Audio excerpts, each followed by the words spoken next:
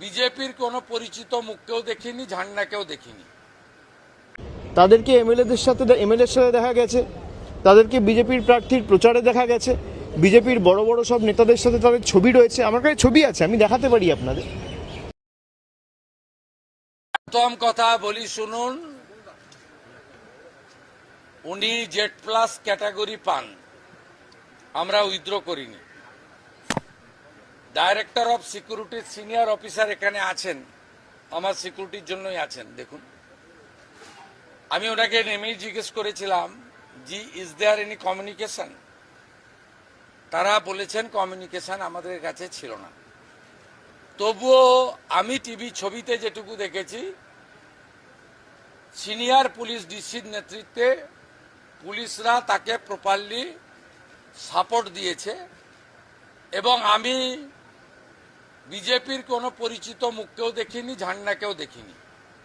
এখন উনি বাড়ির লোক বলছে আমরা ডাকিনি, আমরা উনি যুক্ত হন চাই না, আর উনি বলছেন যে আমি মানে ওই কার্বাইড দিয়ে কাঁঠাল আম পাকানো হয় না, জামাই ষষ্ঠীর আগে বেশি হয়, তা উনি জোর করে ঢুকে চাইছেন যে লকআপে মেরে দিয়েছে, বিজেপি মেরে দিয়েছে, তৃণমূলের সম্পদ। আর বাড়ির লোক বলছে যে আমার তো প্রশাসন পুলিশের উপরে স্যাটিসফাইড, আমরা রহস্য উন্মোচন হোক চাই। লকআপে ছিল সেই অবস্থায়, পিটিয়ে মেরেছেন, অসুস্থ, এর বিচার চাই এবং লোকাল সরকার এবং পুলিশই আমাকে বিচার দিতে পারবে, মমতা ব্যানার্জি বিচার দিতে পারবে না, তার বাড়ির লোক বলছে।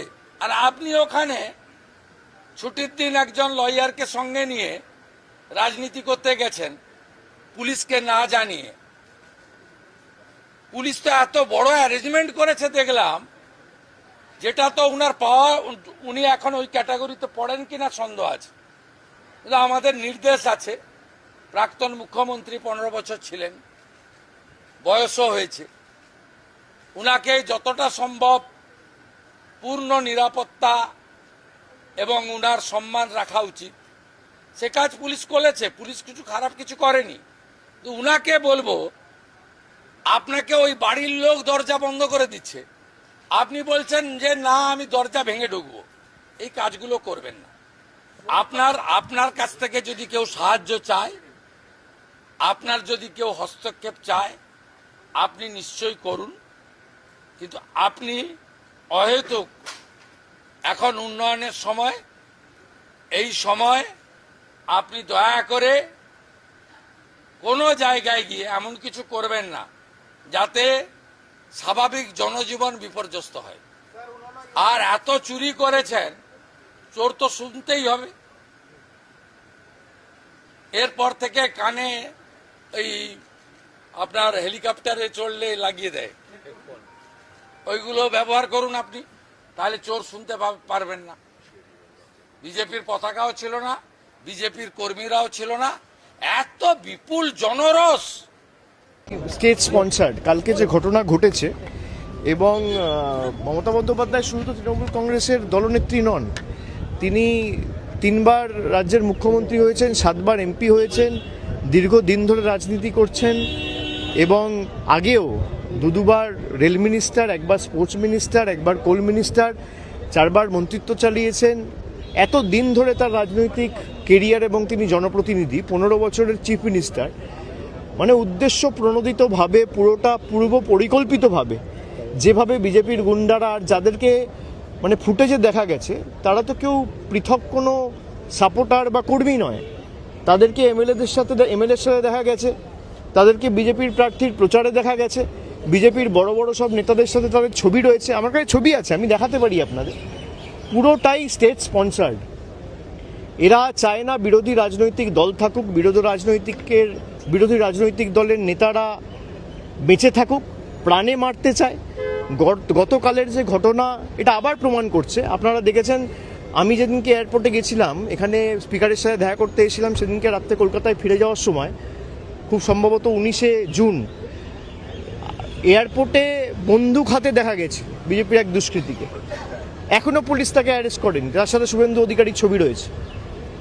যিনি বর্তমানে এখন বাংলার মুখ্যমন্ত্রী, যিনি বন্দুক হাতে এয়ারপোর্ট গেছিলেন, তাকে পুলিশ এখনো পর্যন্ত গ্রেফতার করেনি। তার কারণ তাকে মদত দিয়েছে বাংলার মুখ্যমন্ত্রী শুভেন্দু অধিকারী।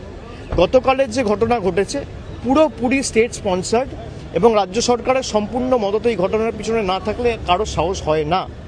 যে ফুটেজগুলো গাড়ি থেকে রেকর্ড করা হয়েছে, পিছনে যেভাবে মানে এলো পাথারি, ইট, পাটকেল, কাদা এসব ছোড়া হয়েছে, এরা চায় না কোনো রাজনৈতিক দল কোনো কর্মসূচি করুক। আমাদের কোনো মিটিংয়ের পারমিশন দিচ্ছে না কেন? এত ভীত সন্ত্রস্ত কেন তৃণমূলকে নিয়ে? এত ভয় কিসের? বিজেপি আর বিজেপির বি টিম মিলে বাংলাটাকে শেষ করেছে। আমার বিশ্বাস যে বাংলার মানুষ 3 মাসে এরা যা দেখিয়েছে, বাংলার মানুষ এদের ক্ষমা করবে না।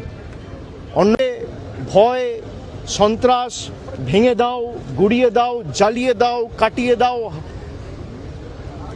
গুড়িয়ে দাও, এই রাজনীতি, ভয়ের রাজনীতি।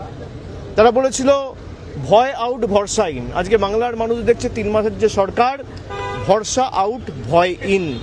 মানুষকে দেওয়া যত প্রতিশ্রুতি সব বন্ধ, সব একটাও পূরণ করেনি। কালকের যে ঘটনা, আমি এটা অত্যন্ত স্পষ্টভাবে বলতে চাই, শুধু রাজ্যের মুখ্যমন্ত্রী শুভেন্দু অধিকারীকে দোষ দিলে হবে না।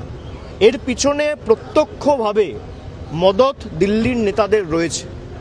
দেশের প্রধানমন্ত্রী, দেশের স্বরাষ্ট্রমন্ত্রী, দিল্লির সর্বোচ্চ নেতৃত্ব ইন্ধন এবং মদত না থাকলে এদের সাহস হবে না এই ঘটনা ঘটানোর। পুরোপুরি মদত দিয়েছে দেশের প্রধানমন্ত্রী, স্বরাষ্ট্রমন্ত্রী এবং বাংলার মুখ্যমন্ত্রী শুভেন্দু অধিকারী। এটা এক্সিকিউট করেছে। তিনি তো কৃতদাস, তাকে যা বলছে তিনি তাই করছেন।